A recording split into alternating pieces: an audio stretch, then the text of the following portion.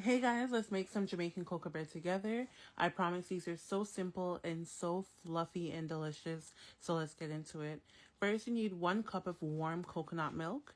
And then to that, we're going to add 1 pack of that quick rise yeast. You're gonna need to take a little time to make sure that you're mixing this out because it's really hard to dissolve. So I took a little bit and made sure I whisk this out as best that I can. And then once I was done with that, I'm gonna go ahead and add 2 tablespoons of sugar. I know I didn't know sugar was in this recipe either, but I promise you it balances everything out. So we're going to add 2 tablespoons of sugar, and then we're going to go in with half a teaspoon of salt. And then we're just going to mix that in and try to dissolve everything as best as we can.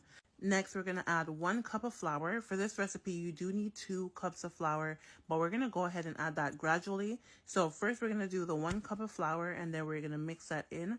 And once we have that mixed into our liking, we're going to go ahead and add the other cup of flour. And I'm just using a spatula while it's still wet and sticky. And I'm going to mix that in and fold it in as best as possible. Once it's where I can knead the dough, I'm going to go ahead and go in with my hands, and I'm going to knead the dough as best as possible. Next, we're going to add 1/4 cup of butter, and we're going to knead that in. It really does get sticky, and it's a lot harder to deal with once the butter is in, but we're going to go ahead and knead that to the best of our ability. And the dough should look like this, and when you press it, the dough should rise after you press it. So once we have that, we're going to saran wrap that and have that sit for 15 to 20 minutes until the dough doubles. I forgot to get a clip of when it was doubled, but once it's doubled, we're going to go ahead and cut our pieces into 6 equal pieces as best as possible. And then we're going to go ahead and roll those. So we're going to sprinkle a little bit of flour on our work surface and also flour rolling pin so it doesn't stick. Then we're going to go ahead and roll it. I didn't have someone to record it, so I'm trying my best to record with one hand and roll with the other. But we're going to roll that, and we're just going to keep turning it and rolling it until we have something that resembles a circle.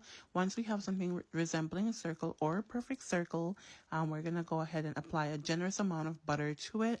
You're going to see how important that butter is once we've baked, but we're going to apply a generous amount of butter to it. And then we're going to go ahead and fold the dough in half. And that, once you fold the dough, it should give you the shape of a cocoa bread.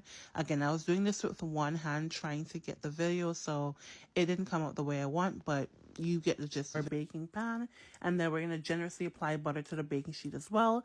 And then we're going to go ahead and preheat our oven to 140, and we're going to let the dough sit in that preheated oven for 15 minutes, and that's going to make them semi-rise, and they're going to look like this. It should be a little bit fluffy.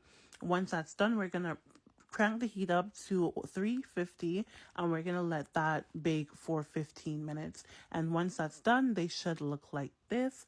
And again, it's a pretty simple recipe. You just have to follow the steps that I told you, and I promise they're flipping delicious. I hope you guys do try the recipe and let me know how it goes. I really hope you guys enjoy.